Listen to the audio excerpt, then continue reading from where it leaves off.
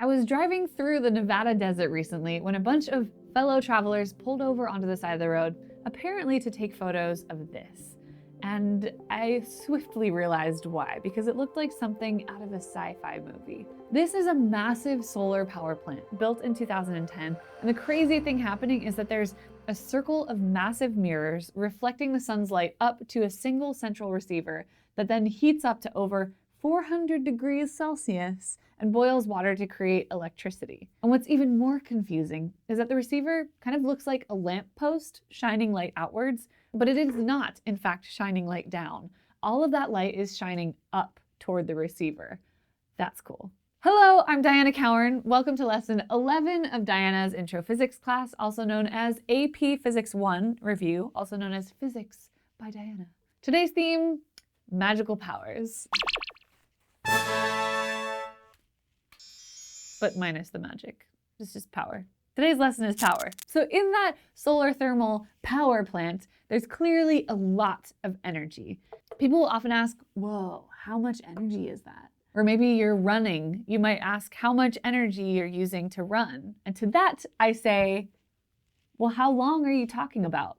How much energy in the last second? Over an hour? A month? A year? It's a long time to run. These are all good questions, but the real quantity they're probably curious about is the rate. And that's the confusing distinction that I'm making today. You actually could give an answer. You could provide a number if you asked how fast you're using the energy to run, rather than asking how much energy. And that's the concept for today's lesson. The rate of energy per time, and that is called power. Use the symbol P for it. Today's lesson is understanding power. It is not the same as energy. Energy is like the quantity, like how much trail mix do I have? That's the metaphor.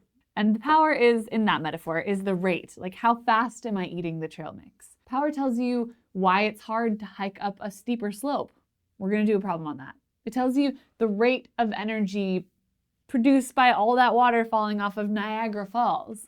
And we're gonna do that problem too. So luckily, we already understand rates. Like velocity is the rate of distance over time. Similarly, power is the rate of energy per time. And the units, well, energy per time, joules per second. And so that's my units of power. What? That's right, that's a joke. The unit of power is called a watt.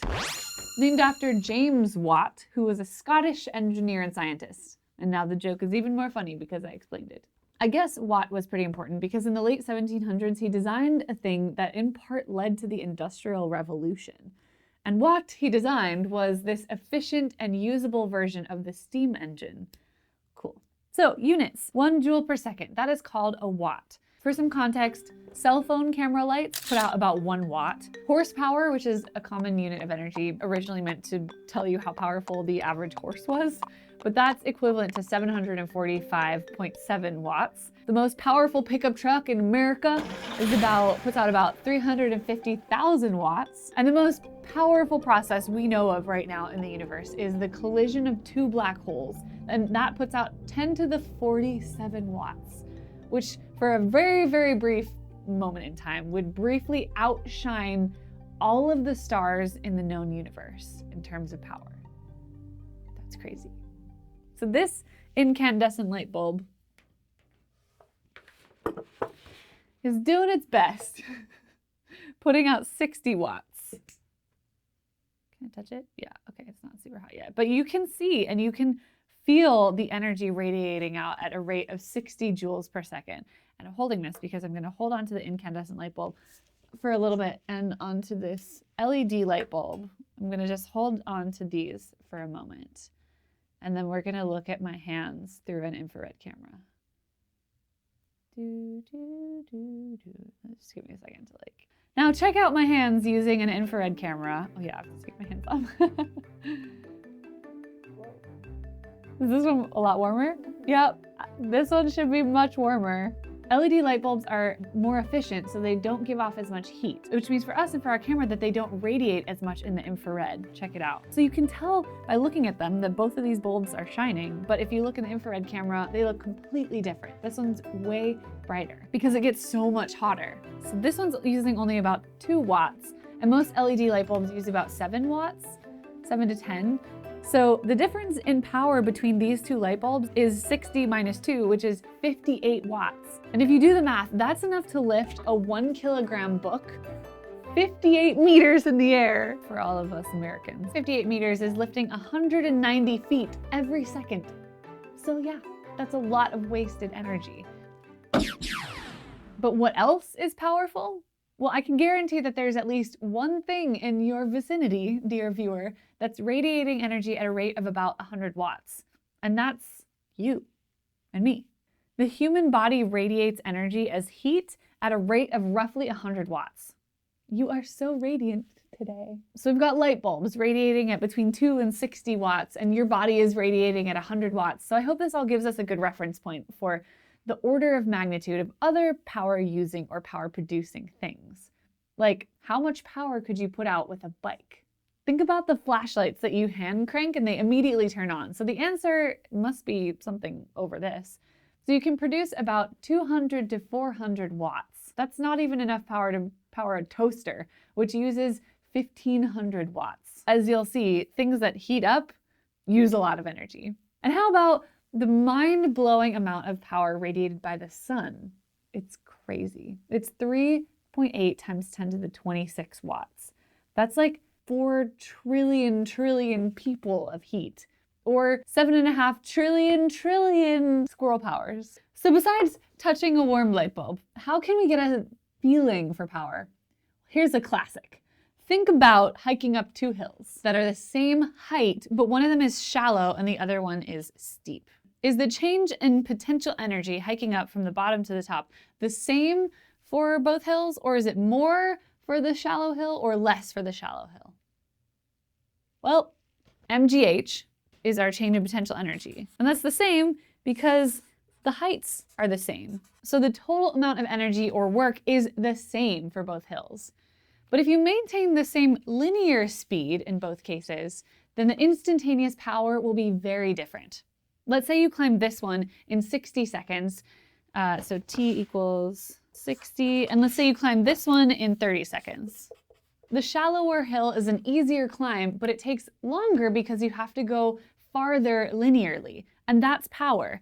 So my power, which is energy per time, so say our height is 6 meters, and let's say you're carrying your backpack, a mass of 1 kilogram. So then over here, our mgh over 60 seconds, this is our potential energy. So that energy over time is going to be this over 60 seconds. And that's going to be our power.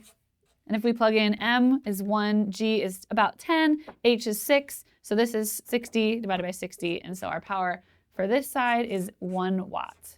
Over here, mgh over 30 seconds, that's our power. And that's going to be 1 times 10 times 6 over 30 is going to be 2 watts. So my power is less in this case because I'm dividing by a bigger number. So a hiker or a car would be using less energy per time to climb the shallower hill. It would take longer, 60 seconds. And the opposite is true for the steeper hill. More power, less time. Less power, more time. But it feels like it takes more energy, and I mean energy and not power, to go faster up this steeper hill. But think about just the energy put into lifting, say, a backpack up the 2 hills. It should require the same amount of energy to give the backpack that mgh, because the backpack has the same mass in both cases. H is the same, G is the same amount of energy. And I think there's a conversation here to be had about the efficiency of your body and how much heat you produce. That's the difference. If you're hiking up a hill, you're also producing heat, so you're not just lifting yourself or the backpack up, you're using extra energy to make heat. So your body might get hotter if you're hiking up that steeper hill. You're wasting energy, so to speak. And ignoring all that and thinking just about the energy you had to put into the system that is the backpack and lifting it up, and not thinking about the power producing heat in your muscles, which is hard to ignore because that's what you feel. but I'm only interested in the energy going into the system and lifting the backpack, and it is the same for both hills. Glad we cleared up that confusing distinction that you might not have actually been confused by.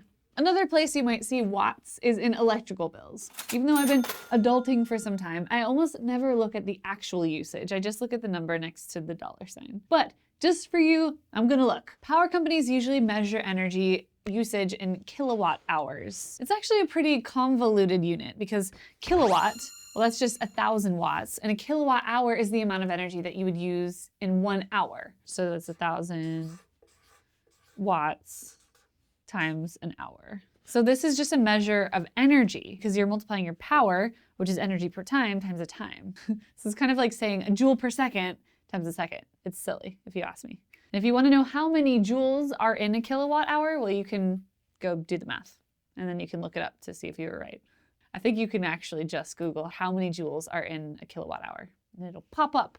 Okay, you know what else is powerful and random? Niagara Falls. I think one of the coolest sources of energy is hydroelectricity. Speaking of electricity bills, all you do is you just stick a turbine in some falling water and a generator converts the energy of the water's movement into storable, usable energy. Fun little known fact, I grew up on a farm, working on a tree farm, and my dad put a hydroelectric power plant on our farm. My dad took one of the streams that went through the property and put a hydroelectric power plant there, and it generated electricity and gave it back to the local power company. Good job, Dad. Let's look at how powerful water can be, though, by calculating the power output of Niagara Falls.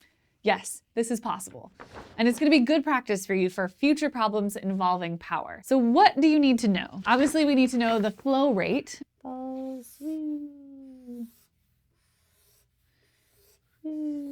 Splash, splash, splash, splash. And so Niagara Falls varies depending on the season, but on a typical day, there's about 2,800 cubic meters, so meters cubed, of water flowing over the falls each second. That's roughly as much water flowing as if everyone in California turned on a faucet all at once. So it's a lot of water. But knowing the volume of water in meters cubed isn't actually all that useful because ultimately we want to find the power using a conversion from potential energy, mgh, so we need to know m, the mass. So let's find it. The density of water, I will give you, because you're lucky, is 1,000 kilograms per cubic meter. So I can just multiply that. So my meters cubed cancel, and I get 2.8 million kilograms per second, or 2.8 times 10 to the 6th kilograms per second. So that's the mass of water flowing over the falls every second. To get the energy then of the falling water, now we can use potential energy. So the total height of the falls, you can look it up, but I will give it to you. It is about 50 meters. So the change in potential energy from the top of the falls to the bottom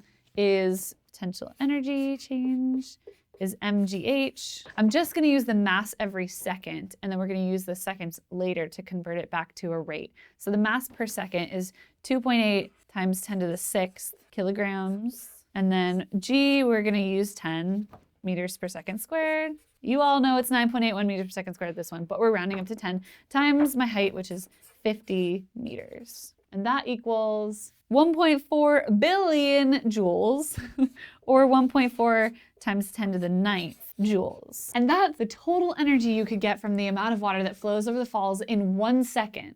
So 1.4 billion joules per second, we can convert that easily to power, which is 1.4 billion, or 1.4 times 10 to the 9th watts.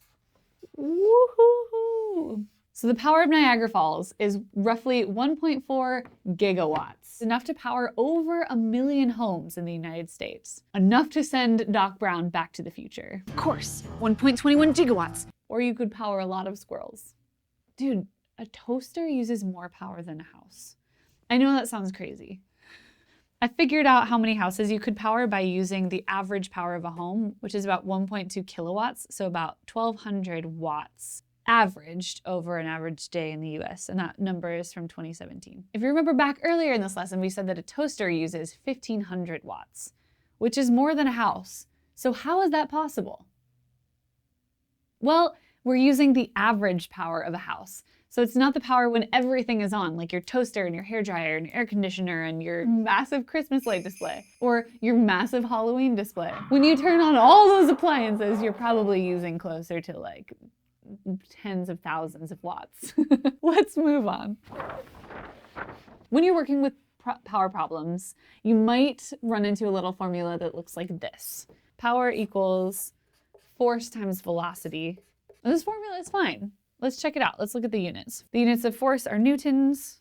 The units of velocity is meters per second. A newton meter is a joule per second.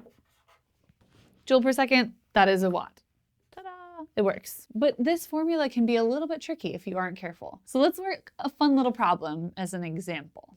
Imagine you're on a deserted island and you're looking for treasure, but you come to a tree and you just happen to find fruit in the tree instead of treasure, but you're hungry. So you decide you're gonna haul yourself up into the tree to get the fruit. But all there is nearby is a platform with boots attached to it. And there's some straps attached to the boots, and you're gonna swing the boot straps over a pulley and pull yourself up by it.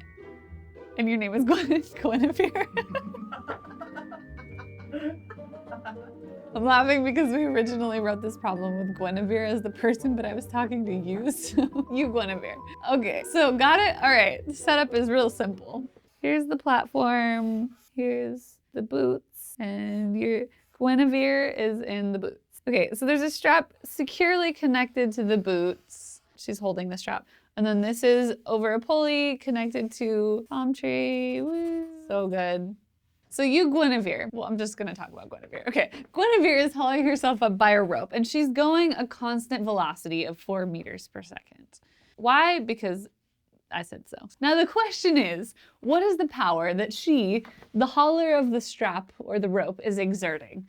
Let's solve this in 2 ways and see what happens. So if the platform has a mass of, say, 20 kilograms, and Guinevere has a mass of, say, 80 kilograms, then our total mass is going to be 100 kilograms. Then with a constant velocity and no acceleration, there should be net force is 0. So my force downwards is going to be this total of 100 times 10. So that's going to be 1,000 newtons. So the tension in each side of the rope is going to be 500 newtons because these are both pulling on the box, and so they should both add up to 1,000. So that's the force that the hauler is applying to keep the platform moving up. Piece of cake. And with a velocity of 4 meters per second, I can just apply the equation. P equals force times velocity. So I've got force she's pulling up with is 500 newtons times my velocity is 4 meters per second. And that equals 2,000 watts. But there's another way to look at this problem.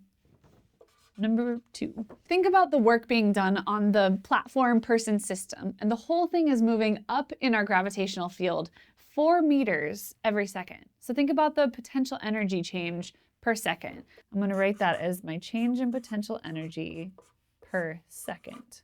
So you get mgh per second, and that works out to be my mass is 100, g is 10, so that's 1,000. Height is 4 meters every second, so that's going to be 4,000 joules per second, and so that works out to be 4,000 watts. We have a problem. Our answers should definitely match. Just a general rule of thumb in physics, you should get the same answer no matter how you work a problem. So what's going on here? Well, I'll tell you that our mistake was in the first solution. Can you find it? The problem is that we focused on the force the person is exerting on this rope. And that makes sense, right? Because how else is the person exerting the power? But it's not quite right. The total force on the elevator's person system is not 500 newtons. It's 1,000 newtons, balancing this 1,000 newtons downward.